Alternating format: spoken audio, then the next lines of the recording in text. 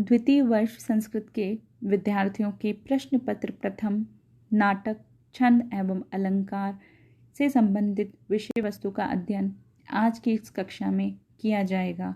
विद्यार्थियों, इस कक्षा के अध्ययन क्रम में हम महाकवि कालिदास प्रणीत अभिज्ञान शाकुंतलम नाटक का अध्ययन कर रहे हैं। इस नाटक के प्रथम अंक का अध्ययन पूर्व की कक्षाओं में आरंभ करवाया जा चुका है। आज हम इसी अध्ययन क्रम को आगे बढ़ाएंगे। पूर्व की कक्षा में हमने देखा था कि सूत्रधार के चले जाने के पश्चात प्रस्तावना समाप्त हो जाती है। तत्पश्चात अग्रिम कथा में रथ पर बैठे हुए मृग का पीछा करते हुए हाथ में धनुष और बाण लिए हुए राजा और सारथी का प्रवेश होता है। सारथी राजा और मृग को देखकर कहता है कि हे आयुष्मान, इस कृष्णसार नामक मृग पर और धनुष पर चढ़ाए हुए आप पर दृष्टि को डालता हुआ मैं मृग का पीछा करते हुए मानो साक्षात शिव को देख रहा हूँ। यहाँ हम देखें कि राजा दुष्यंत के शिकार पर जाने का चित्र उपस्थित हुआ है। तब सूत की बातों को सुनकर राजा कहते हैं कि सूत, इस मृग के द्वारा हम लोग दूर तक लाए गए हैं और अब भी ग्रीवाभंगाभिरामम मुहुर अनुपतति सयन्दने बद्ध दृष्टि पश्चार्धीन प्रविष्टः शरपतन भयाद भूयसा पूर्वकायम दर्भैरधार्वलीढे श्रम विवृत मुखभ्रंश भी कीर्णवृत्मा पश्योद्ग्रप्लुतत्वाद वियति बहुतरम स्तोकम मुर्व्याम प्रयाति। महाकवि कालिदास का प्रथम अंक में निबद्ध यह श्लोक अति प्रसिद्ध, अति महत्वपूर्ण एवं अति सुंदर है। इस श्लोक के शब्दार्थ इस प्रकार हैं। पश्य अर्थात देखो, अनुपतति पीछा करते हुए, स्यन्दने रथ पर, ग्रीवा भंगा भीरामम गर्दन को मोड़ लेने के कारण सुंदर, मुहु पुनः पुनः, बद्ध दृष्टि दृष्टि को डालता हुआ, शरपतन भयाद बाण लगने के भय से, भूयसा अधिकांश, पश्चार्धेन पिछले भाग को अर्थात पीठ को, पूर्वकायम पूर्व भाग की ओर, प्रविष्ट किए हुए, श्रम विवृत मुखभ्रंश भी, श्रम अर्थात थकावट के कारण, विवृत खुले हुए मुख से, भ्रंश भी गिरते हुए, अर्ध अवलीढे आधे चबाए हुए या अर्धचर्वित, दर्भे कुशों से, कीर्णवृत्मा मार्ग को व्याप्त करता हुआ, उग्र प्लुतत्वाद अत्यंत ऊंचा कूदने के कारण, वियति आकाश में, बहुतरम अत्यधिक, उर्व्याम पृथ्वी पर, स्तोकम कम, प्रयाति चल रहा है। यहाँ मृग का अत्यंत स्वाभाविक एवं सुंदर वर्णन इस प्रकार किया गया है कि देखो,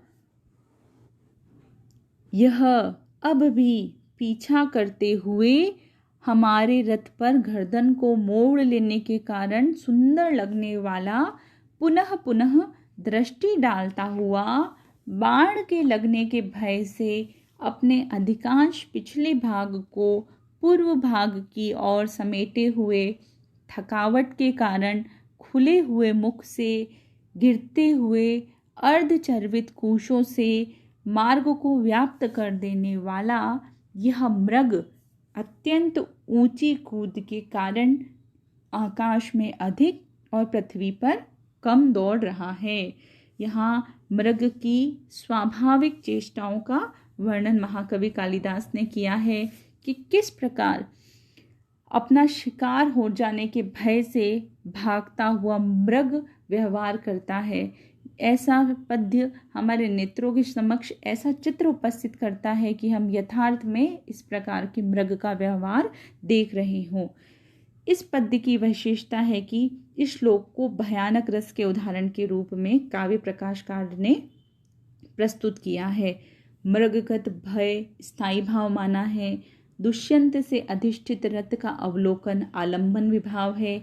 उसके बाण गिरने के कारण होने वाले उत्सुकता आदि उद्दीपन विभाव है। गर्दन को मोड़ना, अर्धचर्बित दर्भों का गिरना, ओठ तथा कंठ का सूखना, मुख का विवर्ण हो जाना, शरीर का सिकुड़ना, चंचलता आदि अनुभाव है। त्रास, शंका, श्रम, वेग आदि व्यभिचारी भाव है। कंप आदि सात्विक भाव है। और इन सभी के द्वारा यहाँ भयानक रस अभिव्यंजित हो रहा है।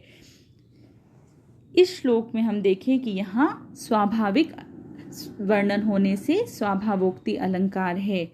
यहाँ हरिण की स्वाभाविक चेष्टाओं का वर्णन हुआ है। स्वाभावोक्ति अलंकार का लक्षण इस प्रकार है। स्वाभावोक्तिर दुरूह अर्थ स्वक्रिया रूप वर्णनम।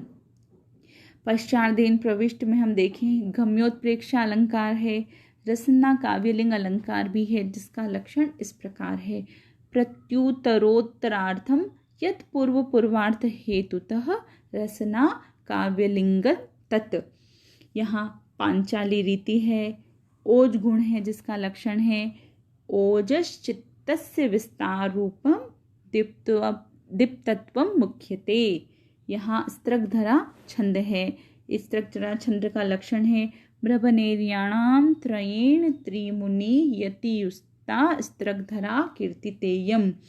यहाँ इस पद्य में स्त्रगधरा छंद होने से यहाँ पे मगण, रगण, भगण, नगण, यगण, यगण, यगण इस प्रकार से 21 वर्ण मात्राएं हैं। 7 वर्ण पर यति है। यह अभिज्ञान शाकुंतलम नाटक का एक महत्वपूर्ण पद्य है, जिसका अध्ययन आप विद्यार्थियों द्वारा पुनः पुनः करते हुए इसका चिंतन मनन करना अत्यंत आवश्यक है। आगे की कक्षा में हम आगे के पद्यों का अध्ययन करते हुए नाटक की कथा को आगे बढ़ाएंगे। धन्यवाद।